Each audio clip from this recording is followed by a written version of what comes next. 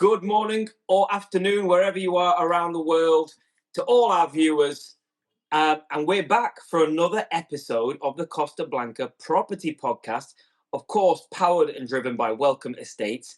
And I'm Aki Kareem, and we've got the lovely Lisa and Colin with us as usual. How are you guys? Yeah. Both in the same place, first time in a while. Yeah, quite a while. Well, it's nice to have the dynamic duo back, that's for sure. But Lisa, you've been away to England. You had a trip with the family. Just very quickly before we bring in our first guest, because we're going to come back to you, tell us about how the trip was. Oh, it was really good. I need a holiday to get over the holiday now and to unpack them suitcases because we didn't get back till late last night. But it was really good. There's some really lovely places in England, and we got about a bit. Yeah, good. And the kids as well. You know, a lot of people wanting to buy properties with kids, wondering about the impact on kids of moving back and forth, but they seem to really enjoy it. Yeah, they do. I think one of the taxi drivers was asking the children themselves, oh, would you move back to England? And they both say no, and that's at their age. Do they love coming to England or going to England? Yes, they do. They love it because it's different and they get to see all the family and friends. But that's not normal life, is it? People make the effort when you go back on holiday. In normal life, you don't see people as much and you don't go to as many Nando's and cinemas and Starbucks and whatever they've just had for the past week. Is that your choice, Nando's, was it? No, it was Tommy's. I'm a Nando's fan, but not like Tommy. Tommy is a serious Nando's fan. Well, I'm with Tommy on this one. I do love a Nando's. But Colin and I teamed up last week, and Colin knows some good questions coming in from viewers, and we'd probably urge them to keep sending in questions, wouldn't we? There is, and we've had another couple after the show. We've had another couple on email as well, so I'm sure we'll be getting through them today. Absolutely. Well, before we do that, guys, let me just update you. We're on to episode 5 now, and it's going great, and we're really enjoying doing this. We're loving all the comments. If you are enjoying what you see, please subscribe, hit the bell icon so you never miss an episode. And today we've got something a little bit different for you because we always try and bring a guest on. And we're going to have a guest interview with Alex Radford, who is a tax expert who you have highly recommended. And he's from a firm called My Tax Lawyer in Spain. And he is an absolute expert in the field. Would you like to tell us a little bit about Alex, who's about to join us?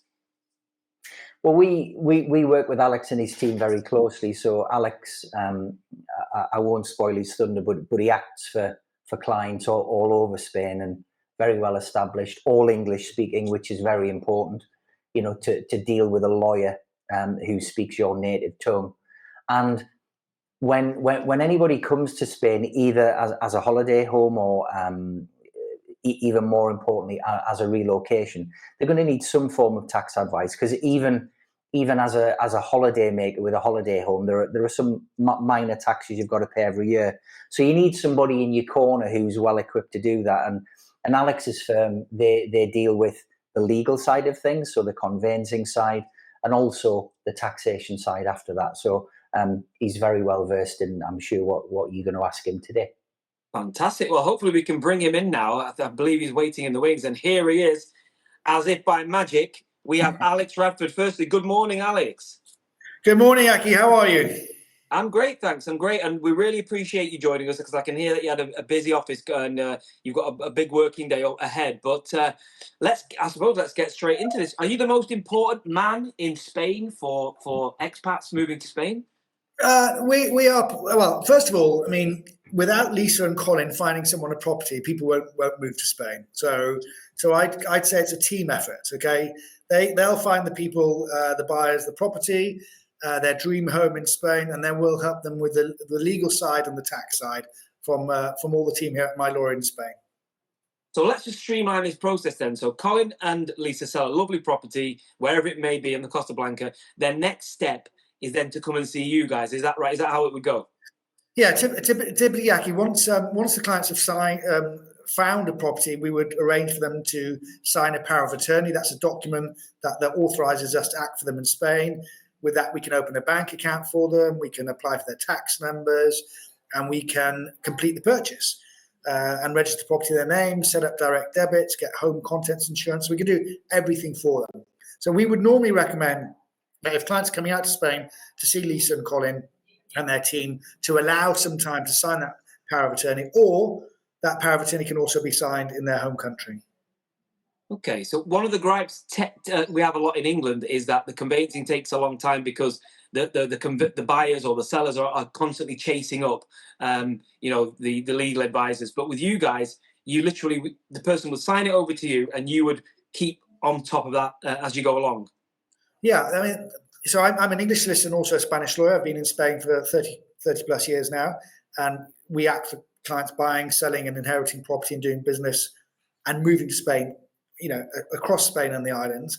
And the conveyancing process here is very different. There isn't so much gazumping as there is in the UK. The process is much more streamlined, quicker.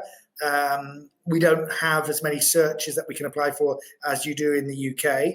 But typically a transaction here could take anywhere between 4 and 12 weeks. Right. Okay, I see. So let's just say somebody's bought a property, they're really excited, they get introduced to you. Is there anything they need, apart from signing over, signing that you guys can act on their behalf? Is there anything else legally that they must do before the process even begins? Well, so I've talked about the power of attorney. The power of attorney is important. So we put that power of attorney in place, and with that, we can act for them in Spain. But it's also important, Aki, to kind of take a step back and think about who's going to buy this property. Is it going to be mum and dad buying the property, and it's going to be a holiday home, or are they actually moving out to Spain? So if it's a holiday home, there are ownership options. So you can buy with the children to reduce inheritance tax in the UK and Spain. If mum and dad are moving out to Spain, lock, stock and barrel, I'd always say that they buy the property in their own names because they've got tax advantages here and allowances for living in Spain. So it's better, someone moving to Spain, buy it in your own name. But, it's all about planning. Lisa and Colin are about location. Us, we talk about preparation. So, for example, if you are planning to move to Spain, in the UK, when you sell your main residence, there's no capital gains tax. But here there is if you're under the age of 65. So it's very important for people to plan their move and, for example, sell the property and become a resident in different tax years, for example. So if you are moving to Spain, say this year, and you move to Spain in August, because you won't spend 183 days in Spain this year and not become a Spanish tax resident, you wouldn't pay tax on the sale of your UK property. So the 183 days is really quite important. That's the trigger for becoming a tax resident. Yeah, and I guess that's why they need somebody like you, because these are very important, initiatives that you're presenting to a buyer. One question that we've had, an important question that we've had from people on the YouTube channel is: do expats need to declare the pensions or overseas assets in Spain? Yeah, so that's another very good point. So again, before coming out to Spain, I'd recommend that people may have ISAs, pensions, etc. in the UK, and they might want to download part of their pension. So ideally, they should speak to a financial consultant, either based in the UK or Spain, and they should download those assets before they actually come to Spain, and when they're not and outside of 183 days. So ideally, someone would buy the property, say in June, and maybe move in August or September. And by then, they've downloaded part of their pension and they've maybe sold their property in the UK. And they won't be taxed on that in Spain then, because they wouldn't have spent 183 days here. So talking to someone about pensions is important. But you're right. If you retain assets in the UK or elsewhere, every year, by Spanish law, you have to declare those assets. So you have to declare those assets before the end of March. So we just finished that process for lots of our clients, Aki. All right, brilliant. Thanks for that one, Alex. We've just got two more left, but they are obviously two important ones as well. So the next one we've got is: can you explain how residency status affects tax liability, please?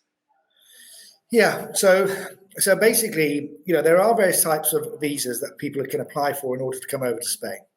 The most popular is the non-lucrative visa, which means you actually move to Spain and you retire and reside here.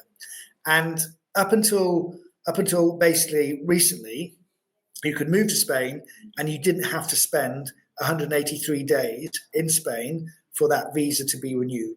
But now Spain's changing that, and they're saying if you want a non-lucrative visa, then you need to come here and spend more than 183 days and become a tax resident.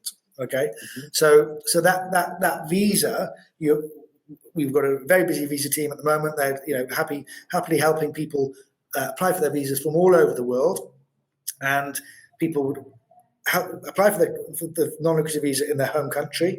They come to Spain, they get their TI card, which is their foreigner's identification card, and we register them here in Spain, and that's the process. And the year when you become a resident, the year afterwards, that's when you've got to present your tax returns, and if you've got assets overseas at the end of that year, the 31st of December, you have to declare those assets in March.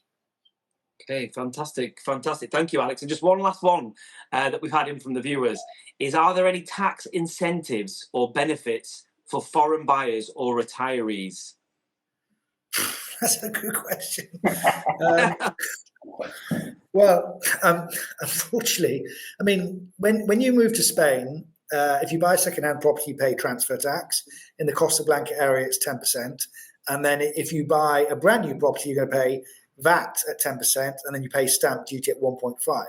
So the buying costs typically are between 13 and 14.5%. Okay, so there's no tax incentive there. Those are the costs. However, becoming a resident is quite important, because you become a resident and you can take advantage of local tax breaks. For example, you might get a discount on dentistry at the local dentist, if it's a state dentist, or if you buy glasses, you might get discounts on that. So each year. And remember, Aki, I mean, Spain's got 17 autonomous regions, okay? So each region has its own tax laws. We're talking about the Valencian community where Colin and Lisa are based. That government introduced some regional discounts and benefits for residents. But they're not, a few hundred, maybe 150 euros after a new set of glasses is not something to write home about too much about. Isn't there a recent one, Alex, on, I say recent, last year or so, inheritance tax for residents? Isn't there a change there? No, what's happened, Lisa, is gradually Spain, across all regions, has become more generous on allowances, okay? Mm-hmm. But there used to be a difference if you were a resident or not a resident, but that's gone. That's gone. So basically, anyone inheriting now will pay the same inheritance tax, and it's a really quite important point, because in the UK and Anglo-Saxon countries, the inheritance taxes comes out of the state. Someone dies and they say, what do they own? I had this, that. That's the value of the estate. The tax comes out, and their money gets distributed between the heirs. In Spain, whoever inherits pays the tax.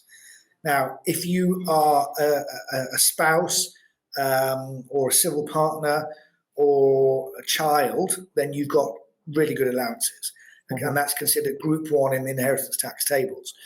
So you might not pay any inheritance tax at all. For example, in the Costa Blanca area, there are allowances for spouses of 150,000 euros. If a spouse inherited something from the other spouse, 150,000 euros allowance, and then a 99% discount on the inheritance tax. So in effect, someone inheriting from a spouse in the Valencian community at the moment, there's no inheritance tax. But I think that's what I meant, by recent. I didn't realise it was same for residents or non-residents, really. But the inheritance is good in this region.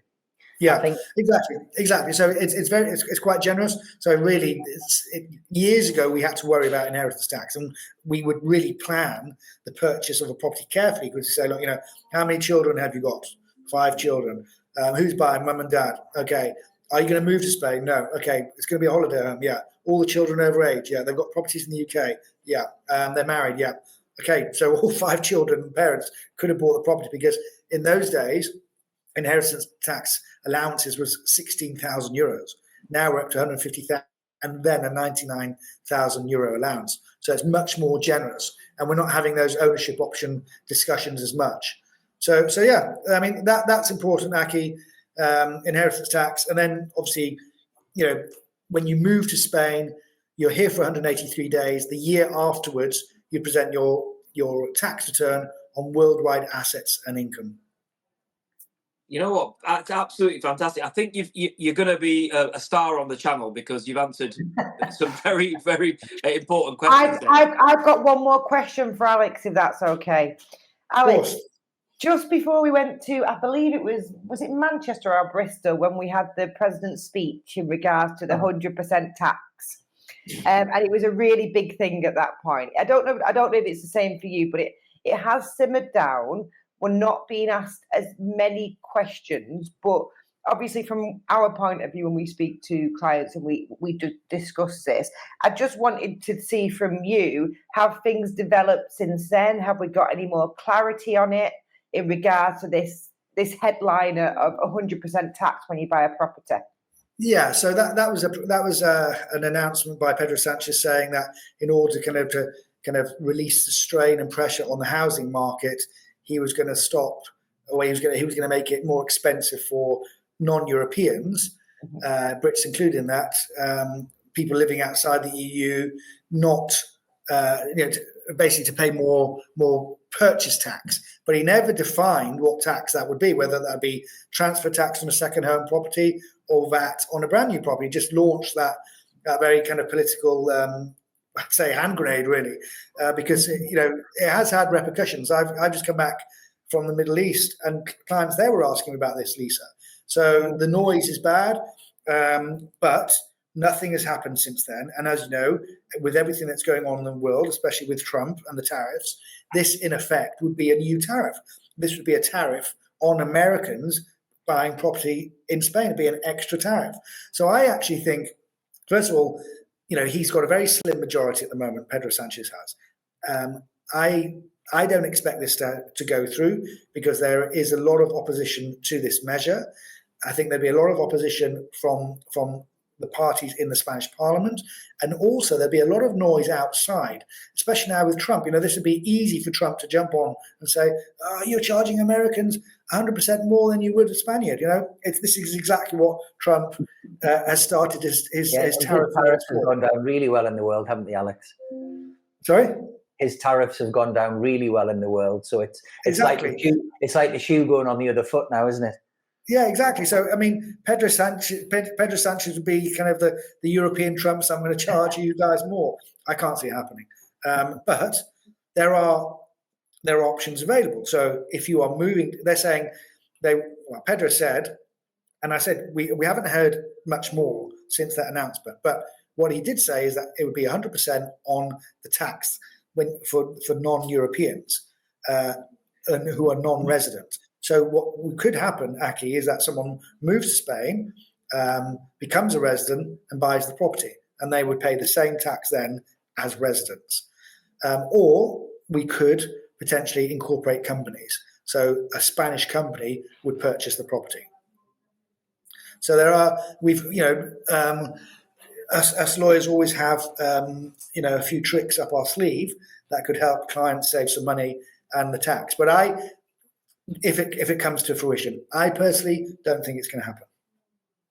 Okay. Right, yeah. Great. Well, look, for all the tricks up the sleeve, you can see why you need to go to the tax expert we've brought in here, Alex Radford, from My Tax Lawyer in Spain, and there will be a link. My lawyer in Spain, Aki. It's My Lawyer in Spain. We've got a specialist tax department acting for clients.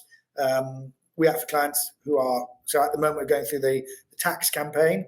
If you're a resident in Spain and you've been here for more than 183 days last year, then you've got to present your tax returns now.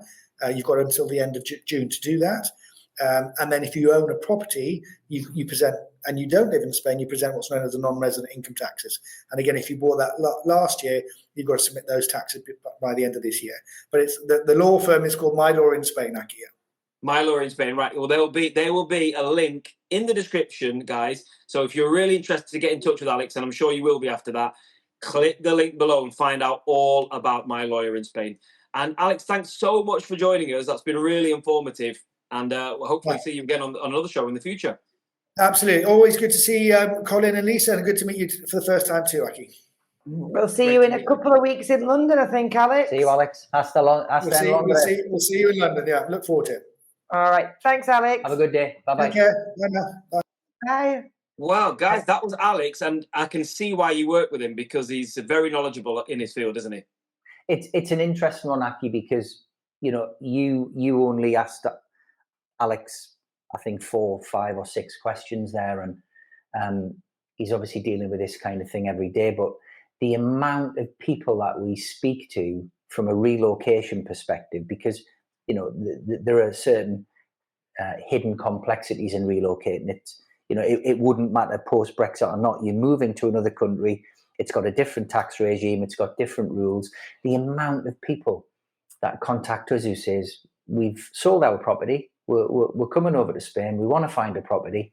And our first question is, well, how far have you gotten, and who have you, appointed as, your advisors? Oh, I've never spoken to anybody. And it's absolutely crazy the amount of people who just try and do all of this without any advice whatsoever. And, particularly the selling of the property in the UK could trigger an enormous capital gains tax event, when it's a voluntary tax. If you plan it correctly, everything will be smooth, and it'll just catch you out in the end. Just to follow up on what Alex said, he explained it really well when it came to the tax, and he said if you move out in August, then you're not a tax resident that year. But just to follow up, if you would have moved out on the last day of June in that year, just that small period of a few weeks have massive tax implications for you.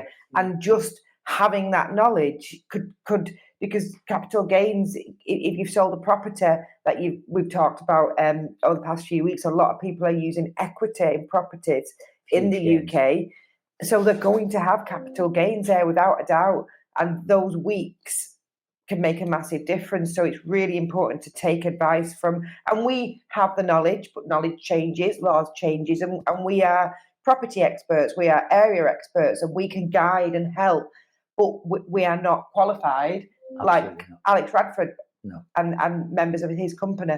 And you asked a question there about, tax breaks. Spain isn't known as a tax haven. There are lots of countries around the world where somebody would go to be in what we would term a tax haven. But the reason a lot of people come to Spain is that, the tax isn't much different to the UK in many respects from a direct taxation point of view, but it's the indirect taxation here that's totally different. And your standard of life and quality of life and your actual cost of daily living will be less expensive than the UK. So that's how a lot of people view the term tax. It's the tax on my daily basket of goods, which it is less expensive to live here than it is in the UK, as an example. Okay. All right. Well, that was our segment there with Alex, and I'm sure we'll see him again on the show. We're going to move on to our next feature. And guys, if you're enjoying and finding this information useful, please don't forget to like and subscribe to the channel. We've got Property of the Week, and I'm going to say over to Colin. Do you want to tell us about this property, Colin? Yeah, it's another little smasher, as we would say. Yeah, so these are a brand new development on La Finca. La Finca's probably only got about 4 or 5 years worth of development left in it. I think you'd probably agree, Lisa. Once those times are, once that time ticks, there's not an awful lot of land to build on. So these are quite rare, given the lack of land left now here. So these are 2-bed apartments. Again, this particular developer is amazing. We had a client just. I really like the finish on this building. Yeah, they're beautiful. It's just a little bit different. They've got a really, really good finish. We had a client just reserve one. Was it the back end of the week before last? We've had 2 clients reserve these this month in April. So 2 of them. One was the end of last week, and one was the week before. And they're ready to go. So again, as the rental the rental property that we discussed a couple of weeks ago, these come as a fully furnished pack. So again, you just drop your suitcase, and anything else that's required, we'll give our exclusive 1% voucher back to you as a new build purchaser. But these are absolutely beautiful, and some of them, even the ground floors, the way they're located, will still have golf views. Yeah, the pictures look amazing. Two bed, 2 bath, modern, very modern. It's got a private garden. It's got communal pool. located within the stunning Finca Golf Resort. So golf, you know, you don't have to be a golf player, but if you are, it's absolutely perfect. It's ideal for holidays, rentals, relocation. I mean, I'm looking at the pictures here, and I'm loving it. By the way, I think historically, the history of Finca as an urbanisation, it had one main builder that split into two. It's only over the past year or so other builders have purchased some land on Finca off the original builders and started doing their own developments like this. So I think it's the first time I've seen on Finca a developer of this standard with extras like furniture and lighting, which make a real big difference at your end cost. And I think that's the reason why we're picking these sort of properties out for people at the minute. We have hundreds and hundreds of new build developments on the website, all up and down the Costa Blanca. But this to us is great value, and our clients are feeling that when they come over, when they look at the comparison. The two clients who have bought these this month, they would have viewed another 6-7 apartment complexes, but both have decided this is a perfect property for them.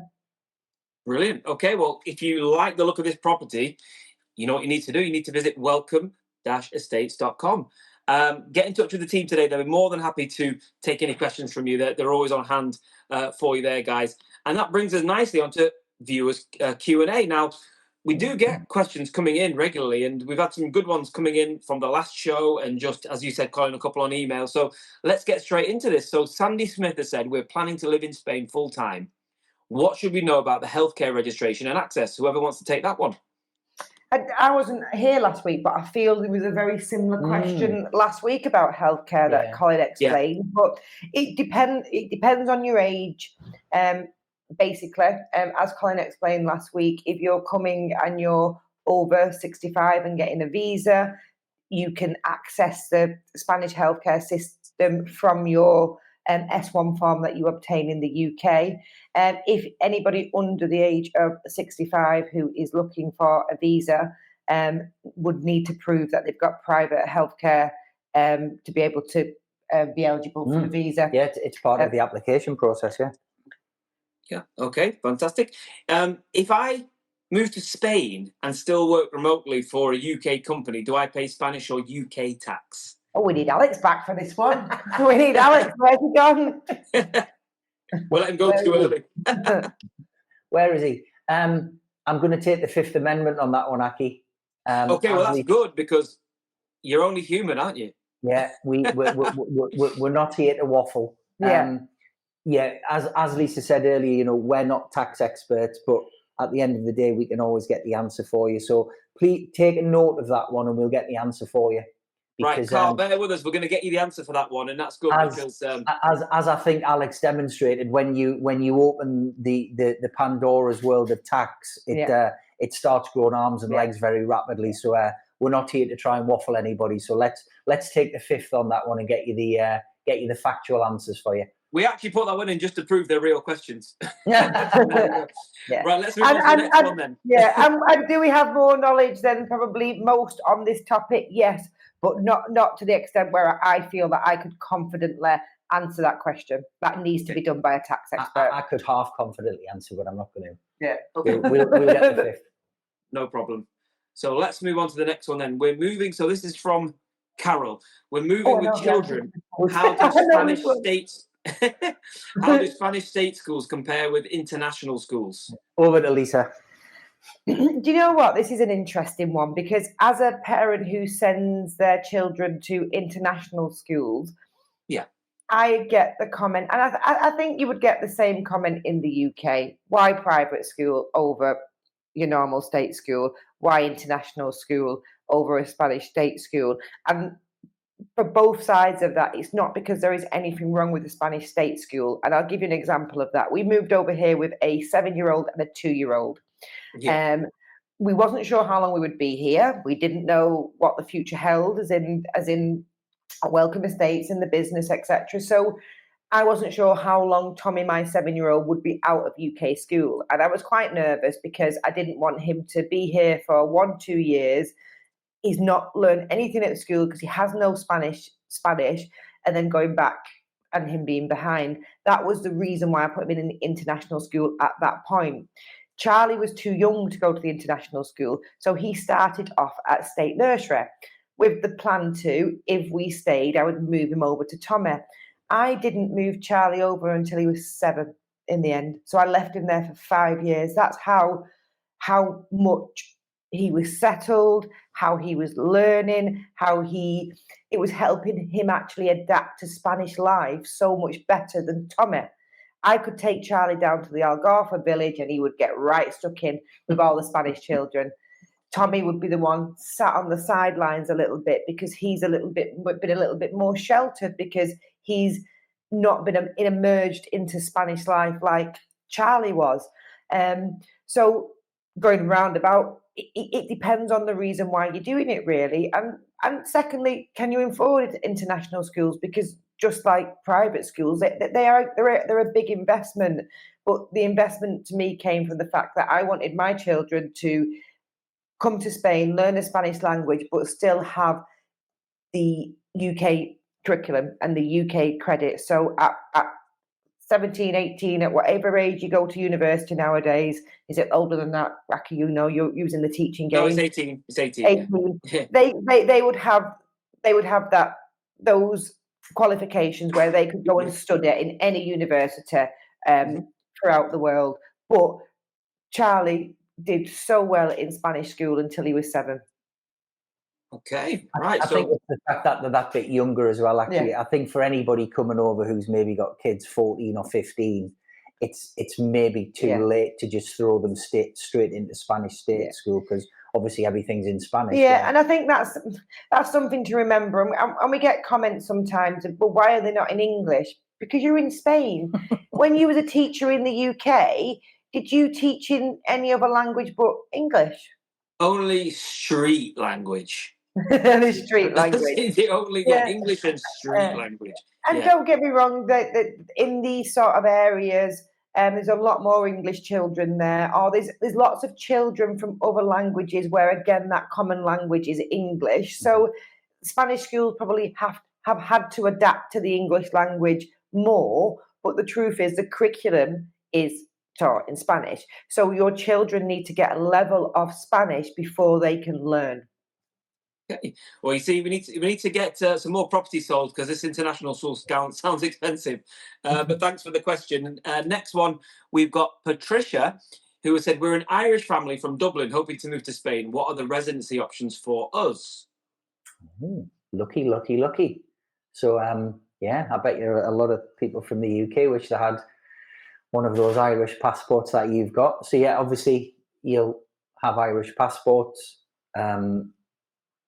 You basically are part of the EU, like the UK used to be. So under the Treaty of Rome, you can move here freely. Still have to do certain things when you get here. So there's still administration things to do. So you'll still have to apply for your residency. But you're not limited to any 90 days. You can come and go as you freely want. But obviously your question suggests that you want to live here permanently. So not too dissimilar to what Alex was talking about earlier. The fact that you're from Dublin with an Irish passport, it removes one hurdle where you don't need a visa, but you're still going to have to consider all of the other things that Alex talked about earlier. So you're going to have to time your entry into Spain so as to not trigger any capital gains tax events in Ireland on selling of assets. You're going to have to take financial advice on things like pensions and investment products. You're going to need to speak to a tax advisor when you get here with regards to Spanish income tax. The benefit that you'll have over somebody who's coming under a non-lucrative visa is you will retain the right to work in Spain as well. So you're not precluded from working. So from a getting here perspective, much easier than the UK, but you still need to take that bit of advice on financial assets that you have in your domicile country to make sure that there's no tax things gonna trip you up, and you've still got some admin to do when you get here to get your residency and all the rest of it. Yeah, it's the same criteria that we would have applied for pre-Brexit, because we was here pre-Brexit, and you still have to prove an income of some sort. The difference is, and this is where Brexit's changing, the difference is you can work here in Spain to create that income, which will qualify for the residency. So if you go and get a job and you get a contract and you can prove that you're earning, that's where the Brits struggle now, because you can't just come to Welcome Estates and get a job. You can't go and work in the bars and restaurants, but somebody with an Irish passport can do what we did, which was move over, find a job, get a contract, and then apply for your residency. And interestingly as well, from an employer's perspective, Aki, it's virtually impossible for an employer. You know, we get asked the question all the time from somebody from the UK with a UK passport. Yeah, but can I not get an employment contract? Well, technically, yes. The problem from an employer's perspective here is that if we're going to employ somebody from the UK on an employment contract post-Brexit, we would have to justify why nobody already living here with residency could do that job. So you can see how difficult it is from an employer's perspective. So it's not an easy thing to just come from the UK and get an employment contract. Yes, if you had a very unique position, possibly like a languages teacher or something, maybe totally different. But from Ireland, they can come and go as they please because they're part of the EU. Okay, brilliant. Thank you very much. And I think we have That one one, last Patricia. question. Yeah, thanks, Patricia. I think we have one final question. Yeah, from Paul from Ada Media. Now, this was an actual question on the YouTube channel last week. So this is the response. So is tipping expected in bars and restaurants, and what's the usual amount? Depends how tight you are, doesn't it? It's a difficult one, this, because people, I think it's down to you really. Are the expectations as high as they are in the UK? No. We go to the shows now, and we can have had 10-15% put on our bills before we even do it. It's already on the bill. Are the expectations in Spain that high? No, not at all. I think 5-10%, if you're being generous. I tend to stick around the 10% mark. Yeah, I do, because we do, because we're conditioned like that because we're Brits. But the different thing about here is that the vast majority of bars you go in will be table service and waiter service. So you don't see a lot of people stood at a bar typically like you would in the UK, where it's almost self-service. Yeah. So you sat at a table, and then somebody, when you're ready to leave, will bring you your bill. For a round of drinks, there is absolutely no expectation of a tip, and people would normally leave €1 or something. Lisa's right. Over and when we go back to the UK, when there's usually 5 of us, and there's a service charge on the bill. Now, okay, you can dispute that. It's always, I would never do that. It's embarrassing, but that just simply doesn't exist over here. The bill is the bill. Yeah. And then it's discretionary what you put. But there is genuinely no expectation from any waiting staff for any large tips over here. Okay, well, there we go. So there were our questions. And thank you very much for anyone who sent a question. And keep sending them in, because we love answering them. All you've got to do is get in touch with us, guys. So you can go to the website, www.welcome-estates.com. Or, of course, there's the Instagram and there's a Facebook page. Or you can email in. Loads of ways to get in contact. The next one is a new feature on the show, and it's Spanish phrase of the week. Now this is new. Are we going to need some help here? Are we? Yeah. So this is a new one, and I believe. Well, is it going to come on the screen? I don't know. Is it coming on the screen or not? But we have got a phrase here, Spanish phrase of the week, and I've got down written here. Now, just bear with me. I've got written down. I'm going to test you here, Colin. You've got your. Are you going to put it on the screen so I can read it? Because your pronunciation might not be great. I think it will be okay, to be honest. So we've got "Puede traer la cuenta, por favor." Sorry, say the first bit. My chair squeaked. Puede traer la cuenta, por favor. Yeah, so puede is basically, can I have the bill? Yeah, he's got it. He's got it. He's done well. Well, I think maybe we will get it put on the screen for you at home to practice. Puede traer la cuenta, por favor. That's very wordy, though. Us as English and Brits are very wordy. Over here, it would be la cuenta, por favor. Yeah, or you can also say puede pagar, por favor, which is can I pay, please? Can I pay, yeah. Yeah, so, but yeah, there we go. So that's a little phrase of the week. We need the bit before that, though, cuatro cerveza. before you pay the bill. Yes, definitely. And that's just for Colin. The 4 bills. All right. Well, we'll come back to that. That ties in obviously with Paul's tipping question. Now, let's do some myth busters, shall we? We love a myth buster, don't we? So, the first myth we have that we're going to bust, or is it a myth, or is it not a myth, is that only retirees move to Spain. I wish that was the case. I'd be retired now. No, it's not. Is it the majority? Is it a higher percentage of retirees move to Spain? Yes, I think so, because to be able to do it and enjoy it like people want to do it, it's a dream, isn't it? They've worked all their life and then they're going to retire in the sun. So I would say the vast proportion of people are at retirement or early retirement age, those who are able to retire early and come over in the sun.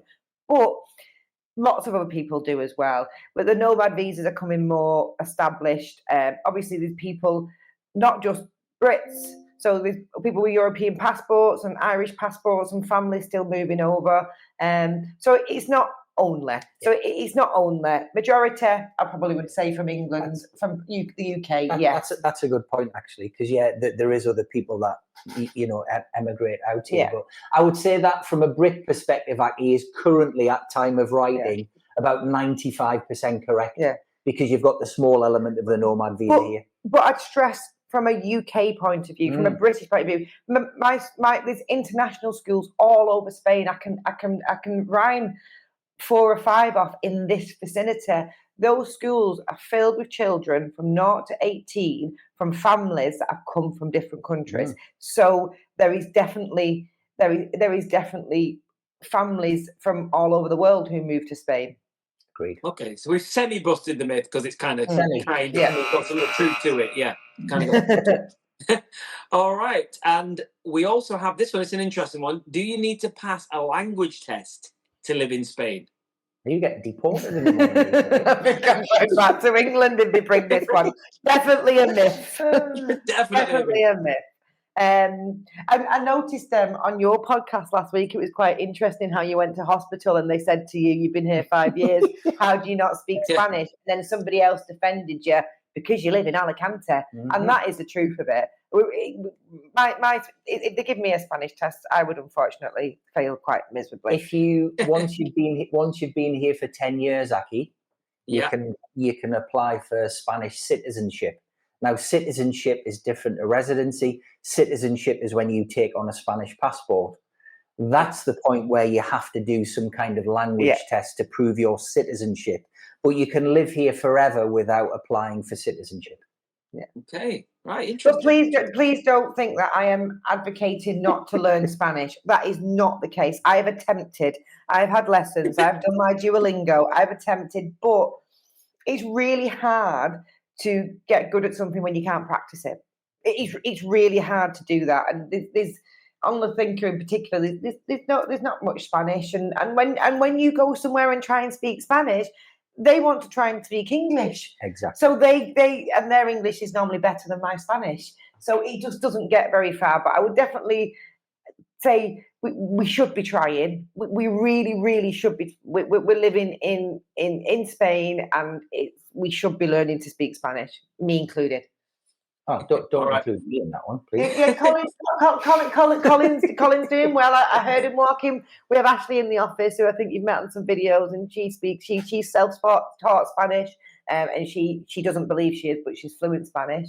And I hear them every morning. She comes in and she's getting you going with the Spanish. Colin loves it. Colin loves it. A little morning conversation actually about nothing in particular. All right, guys. Well, there you go. That's our myth busted or semi-busted for this week. If you've heard a rumor about moving to Spain and you're unsure about it, you know what you need to do. You need to drop a comment. You need to get in touch with Colin and Lisa because they're going to bust some myths for you. Guys, it's been really fun catching up again as per usual, and stick with us because episode 6 is going to be coming next week, and we're going to be bringing a new feature into town called the Hidden Gem of the Week. We're going to start that next week. And we're going to be looking at certain places, whether it be La Finca or the surrounding areas, anywhere along the Costa Blanca. And the first one we're going to be looking at is somewhere we've all been in, and that is called the Corner Flag.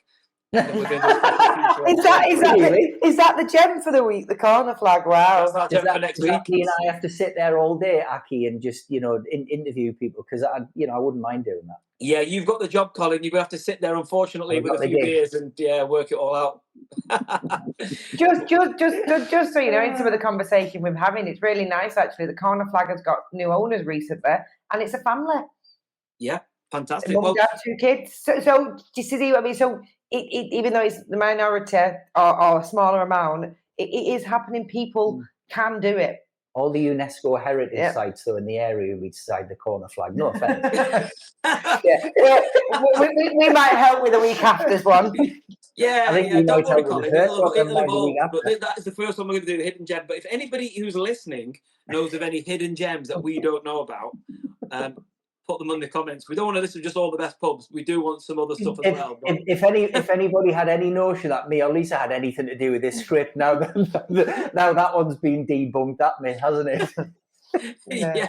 Well, it's because Chris, who's behind the scenes doing all this work, we just sit here and talk, let's be honest, don't we? He does all the work behind it. He's actually out next week. He's coming to Spain, so that's why it's and he loves the breakfast as well. He wants to be in there. I think he said he's only coming because of the corner flag, so there we go. He's going to be in there from the second he arrives. Brilliant. Well, look, that's been our 5th episode, guys. We've had Alex Radford on, not to confuse him with Marcus Rashford, who plays for Man United there. He's from My Lawyer in Spain. That's Alex Radford. Again, his details are in the description here. And he gave us some brilliant insights. We've seen a property of the week. We've had some myth busting. It's been great. I mean, guys, we've got through a lot there, haven't we? What we're thinking as well is if anybody's watching here at the moment who will be coming to see us in London, which is only a couple of weeks away, if they want to come or get in contact before London, because we will probably be doing a podcast while we're over there, and they could come in and let us know and let everybody else know how they found London experience. So it's not just from our perspective. So anybody watching it who plans to be in London, get in touch. We can get you some tickets and we can try and get you on the podcast as well. Don't be shy, because the amount of people who queue up for the Place in the Sun audition come and talk. What dates are those, guys? So that is Friday. I'm looking at my calendar now because it's the second week in May, not May this time. So it's the 9th, 10th, and 11th. 9th, 10th, and 11th. Okay, 9th, 10th, and 11th. Well, if I'm free, I'm definitely going to come along. I think Chris is going to be there. So, guys, we'd love to see you there. If you can make it, nice central location in England, right in the heart of the capital. Loads of stuff to do afterwards as well, isn't there, if you're in London? Brilliant. So we'll actually feature that on the next episode then. We'll talk a lot more about that particular event. Brilliant. Guys, don't forget to like. Don't forget to subscribe. We'll be back with Welcome to the Sun's online property podcast next week. Thank you guys for joining us. Hasta pronto. Bye, everyone. Bye.